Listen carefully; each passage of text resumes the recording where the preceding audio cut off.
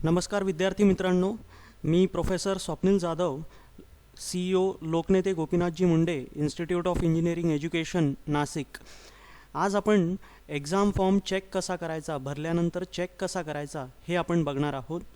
सर्वप्रथम आपण फॉर्म बघू. या फॉर्ममध्ये बघा, सगळ्यात पहिले तुम्हाला इथे बघायचं आहे वरच्या बाजूला की आपण आत्ता जे आहे ज्या सेमिस्टरचा फॉर्म भरतो आहे ते इथे आलेलं आहे की नाही व्यवस्थित. आता इथे फॉर एक्झाम्पल मी घेतलेलं आहे मार्च एप्रिल 2020. ओके, तर आत्ता समजा मार्च एप्रिल 2021 चालू असतं तर इथे 21 आलं पाहिजे होतं. ओके, त्याच्यानंतर तुम्हाला बघायचं आहे की तुम्ही जो फॉर्म भरता आहे त्याच्या इथे कोर्स नेम जो आहे ते व्यवस्थित आलेलं आहे की नाही, बरोबर आलेलं आहे की नाही. त्याच्यामध्ये आता इथे मी एक एक्झाम्पल म्हणून घेतलेलं आहे 3rd year 15 pattern electronics and telecommunication. Okay, जर का तुम्ही कम्प्युटरचे स्टुडंट असाल तर इथे कम्प्युटर आलं पाहिजे, जर मेकॅनिकलचे स्टुडंट असाल तर इथे मेकॅनिकल आलं पाहिजे. ओके, जर तुम्ही 2nd इयरचे स्टुडंट असाल तर इथे SE येणार, BEचे स्टुडंट असाल तर B येणार. जे पण तुमचं ज्या पण वर्गामध्ये तुम्ही आहात त्या वर्गाचं इथे उल्लेख दिसला पाहिजे. त्याच्यानंतर इथे जो पॅटर्न आहे तो पण खूप महत्त्वाचा आहे. तुम्ही जर का 19 पॅटर्नचे असतील तर तुम्ही 2019 पॅटर्न इथे दिसलं पाहिजे, 2015 पॅटर्नचे असतील तर 2015 दिसलं पाहिजे. हे झाल्यानंतर इथे खाली तुम्हाला अजून एक गोष्ट चेक करायची आहे जी खूप महत्त्वाची आहे की तुमचा PRN नंबर. ओके, जो तुमचा PRN नंबर आहे तुमच्या कॉलेजने तुम्हाला जो प्रोव्हाइड केलेला आहे तो PRN नंबर इथे आपला व्यवस्थित आलेला आहे की नाही तो एक चेक करायचा आहे. त्याचबरोबर तुम्ही एलिजिबिलिटी नंबर पण चेक करायचा आहे. ओके, त्याच्यानंतर आपल्या कॉलेजचा जो पिनकोड आहे तो आहे CEGN 019030. ओके, आणि त्याच्यापुढे आपल्या कॉलेजचं नाव. ह्या दोन्ही गोष्टी तुमच्या व्यवस्थित आलेल्या आहेत की नाही हे सर्वप्रथम तुम्हाला चेक करायचं आहे. ओके, त्याच्यानंतर इथे तुम्ही खालच्या बाजूला याल एक्झाम फॉर्मच्या, तर इथे तुम्हाला तुमचं नाव, ओके, जसं तुम्हाला मार्कशीटवरती हवं आहे तसं तुम्हाला इथे मार्कशीटवरती एक्झाम फॉर्मवरती पण नाव दिसतं का हे तुम्ही चेक करायचं आहे. ओके, हे झाल्यानंतर खालच्या बाजूला तुम्ही आल्यानंतर इथे तुम्हाला तुमचे जेवढे पण सब्जेक्ट्स तुम्हाला अटेम्प्ट करायचे आहेत ते दिसणार आहेत. ओके, तुम्हाला आता हा एक एक्झाम फॉर्म मी घेतलेला आहे, याच्यामध्ये त्या एका स्टुडंटचा 3rd सेमिस्टरचे काही विषय बॅक होते, त्याच्यानंतर 4th सेमिस्टरचे बॅक होते आणि आता तो 5th सेमिस्टरचा पण बॅक आहेत त्याचे, आणि आता तो भरताना 6th सेमिस्टरचा फॉर्म भरतोय. ओके, म्हणजे 6व्या सेमिस्टरचा म्हणजे 3rd इयरच्या 2nd सेमिस्टरचा फॉर्म भरतोय. ओके, त्यामुळे स्टाफनी आणि स्टुडंट्सनी हे खूप काळजीपूर्वक बघायचं आहे की आत्ता विद्यार्थी जर का 3rd इयरचा 2nd सेमिस्टरचा फॉर्म पहिल्यांदा भरतो आहे तर त्या 3rd इयरचे सगळे सब्जेक्ट्स इथे आले पाहिजे. तुमचे सगळे सब्जेक्ट्स, त्याच्यानंतर oral, practical, term work, audit course, हे सगळ्या गोष्टी इथे मेन्शन झाल्या पाहिजे 3rd इयर 2nd सेमिस्टरच्या. त्याचबरोबर तुम्हाला तुमचा रिझल्ट चेक करायचा आहे. स्टाफनी पण आणि स्टुडंट्सनी पण हे काळजीपूर्वक बघायचं आहे.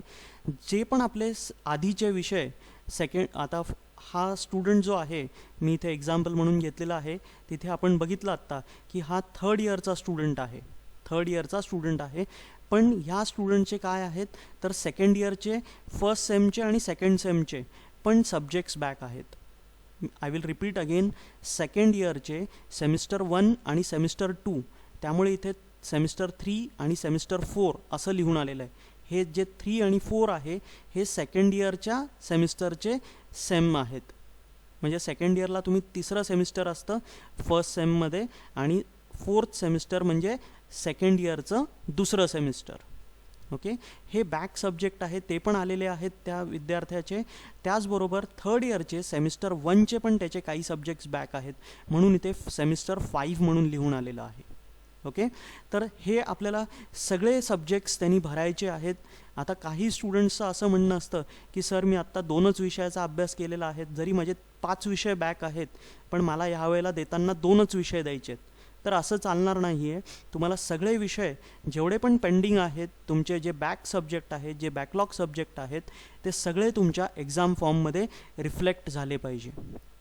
स्टाफ इथे बघू शकतो की इथे तुम्ही रिझल्ट आहे, या रिझल्टमध्ये बघा आता ग्रेडच्या इथे एफ लिहिलेलं आहे किंवा तुम्ही जे टोटल मार्क्स आहेत तिथे पण बघू शकतात एफ लिहिलेलं आहे, म्हणजे हा विषय त्या पर्टिक्युलर स्टुडंट्सचा बॅक आहे. ओके, तर तुम्ही काळजीपूर्वक इथे ग्रेडमध्ये पण बघायचं आहे आणि इथे मार्क्स, टोटल मार्क्स जे आहेत तिथे पण तुम्ही चेक करायचं आहे की त्या कोणते कोणते विषय या स्टुडंटचे बॅक आहेत. ते जे बॅकलॉग सब्जेक्ट्स जेवढे पण आहेत तुमचे, आता हा स्टुडंट थर्ड इयरचा आहे तर याचे सेकंड इयरचे काही बॅक असू शकतात. ओके, तर सेकंड इयरचे असतील किंवा थर्ड इयरच्या फर्स्ट सेमिस्टरचे पण काही बॅक असतील सब्जेक्ट, हे सगळे सब्जेक्ट्स तुमच्या एक्झाम फॉर्ममध्ये रिफ्लेक्ट झाले पाहिजे. Okay, not only subjects, oral, practical, त्याचं टर्मवर्क काही पेंडिंग असेल ते पण ते एक्झाम फॉर्ममध्ये आलं पाहिजे. ओके, त्याच्यानंतर सगळ्यात महत्त्वाचं जे आहे इनसेम रिलेटेड. इनसेममध्ये जर का तो एखादा सब्जेक्ट त्याचा बॅकलॉग सब्जेक्ट असेल तर त्याची इनसेम त्या विद्यार्थ्यावरती अवलंबून असतं की त्यांनी ते इथे टिक करायचं, म्हणजे येस करायचं की नो करायचं. ओके, त्याच्यानंतर सगळ्यात महत्त्वाची गोष्ट, ऑड सेमिस्टरचे विषय तुम्ही ऑड सेममध्येच देऊ शकतात आणि इवन सेमिस्टरचे इनसेम तुम्ही इवनमध्येच देऊ शकतात. ऑडचं इवनमध्ये किंवा इवनचं ऑडमध्ये इन सेमिस्टर एक्झाम देता येत नाही. ओके, त्यामुळे हे इथे काळजीपूर्वक भरायचं आहे. जर का त्या स्टुडंटनी ऑनलाईन किंवा ऑफलाईन इनसेम कंडक्ट केलेली असेल, इनसेम जर का दिलेली असेल, तर ही त्या स्टुडंटची जबाबदारी आहे की त्यांनी इनसेमच्या इथे टिक करायचं आहे. ओके, त्यामुळे स्टाफनी इनसेम हा जो कॉलम आहे हा चेक केला नाही तरी चालणार आहे, परंतु जे रेग्युलर सब्जेक्ट्स आहेत तुमचे, त्या रेग्युलर सब्जेक्ट्समध्ये, म्हणजे आता हा स्टुडंट थर्ड इयरचा आहे तर थर्ड इयरचे आत्ताच्या सेमिस्टरचे रेग्युलर सब्जेक्ट्सचे जर का तो रेग्युलर स्टुडंट असेल तर त्याचे सगळे इनसेम जे आहे त्यांनी इथे टिक केलेले पाहिजे. ओके, त्यामुळे इनसेम जर का बॅकलॉग सब्जेक्ट आहे तर ती सर्वस्वी स्टुडंटची जबाबदारी आहे आणि स्टाफनी रेग्युलर सब्जेक्ट, जर का तो स्टुडंट रेग्युलर असेल तर त्या रेग्युलर सब्जेक्ट सगळे टिक केलेले आहे की नाही हे स्टाफनी चेक करायचं आहे. ओके, हे झाल्यानंतर तुम्ही अजून खाली आल्यानंतर इथे तुम्हाला दुसऱ्या पानावरती फीज दिसतात. ओके, तर ही एवढी जी पण त्याची फीज आहे त्या स्टुडंटची एक्झाम फॉर्म फी आहे ती त्यांनी जेव्हा स्टुडंट फॅकल्टीनी अप्रूव्ह केला फॉर्म, तुमचा फॅकल्टीनी चेक केला की फॉर्म भरलेला जो आहे तो योग्य आहे, त्यांनी फॅकल्टीनी जेव्हा त्याचे जुने रिझल्ट पण चेक केले, त्याच्यामध्ये जेवढे बॅकलॉग सब्जेक्ट्स आहेत हे सगळे सब्जेक्ट्स किंवा त्याचे ओरल, प्रॅक्टिकल जे काही बॅक असेल हे सगळं जेव्हा एक्झाम फॉर्मवरती रिफ्लेक्ट व्हायला लागेल तेव्हा तो फॉर्म ओके असेल असं आपण म्हणू. ओके, त्याच्यानंतर अजून दोन गोष्टी आहेत ज्या ऑडिट कोर्सबद्दल आहे. ऑडिट कोर्स जर का तो रेग्युलर स्टुडंट असेल तर रेग्युलरमध्ये तुमच्या HODनी जे ठरवून दिलेले ऑडिट कोर्स आहे तो ऑडिट कोर्सचं नाव इथे आलं पाहिजे व्यवस्थित, आणि त्या ऑडिट कोर्सचा जो सब्जेक्ट कोड आहे, सब्जेक्ट कोड आणि नाव हे व्यवस्थित एक्झाम फॉर्मवरती आलं पाहिजे. ओके, जर का समजा काही वेळेला बऱ्याचदा असं होतं की सब्जेक्टचं नाव बरोबर आहे पण कोड चुकीचं आहे किंवा कोड बरोबर आहे नाव चुकीचं आहे, असं चालणार नाही. ह्या गोष्टीची काळजी स्टाफनी आणि स्टुडंट्सनी दोघांनी घ्यायची आहे. ओके, त्याच्यानंतर अजून एक महत्त्वाची गोष्ट related to audit course, 2019 pattern 2019 pattern करता ऑडिट कोर्स कंपल्सरी आहे. त्यामुळे तुमच्या एक्झाम फॉर्ममध्ये ऑडिट कोर्स आलाच पाहिजे जर का तुम्ही 2019 पॅटर्नचे असाल तर. ओके, त्याच्यानंतर बीचे स्टुडंट असाल तुम्ही तर बीच्या स्टुडंट्सकरता एक गोष्ट लक्षात ठेवायची आहे. समजा त्या स्टुडंटनी, पर्टिक्युलर स्टुडंटनी ऑनर्स जर का सिलेक्ट केला असेल, ओके, थर्ड इयरमध्ये किंवा बीमध्ये जर का तुम्ही ऑनर्स घेतलं असेल तर ते ऑनर्स सब्जेक्ट त्याचं रिलेटेड ओरल, प्रॅक्टिकल, इनसेम जे काही असेल ह्या सगळ्या गोष्टी तुमच्या एक्झाम फॉर्मवरती आल्या पाहिजे.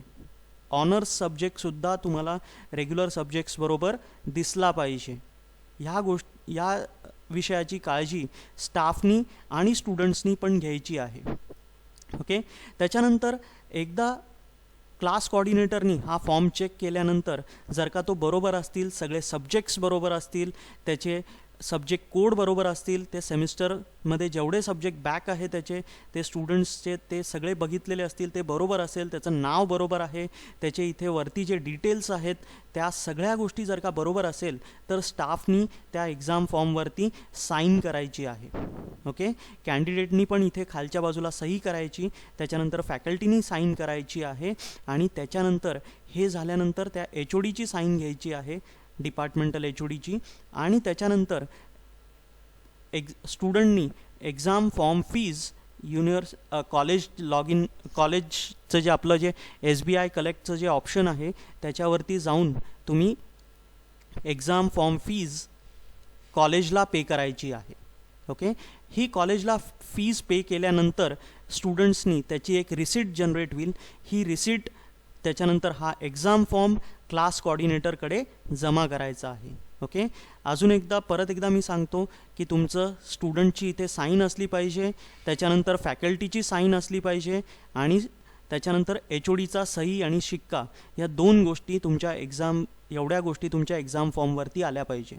फॅकल्टीनी खूपच काळजीपूर्वक एक्झाम फॉर्म चेक करायचा आहे. एक्झाम फॉर्म चेक करताना सब्जेक्ट सगळे इन्क्लूड झालेले पाहिजे. जर एक्झाम फॉर्म बरोबर असेल तर सगळ्या पुढच्या ज्या गोष्टी आहेत त्या सगळ्या व्यवस्थित होणार आहेत. ओके, मला वाटतं सगळ्यांना ही गोष्ट समजली असेल. Okay, thank you.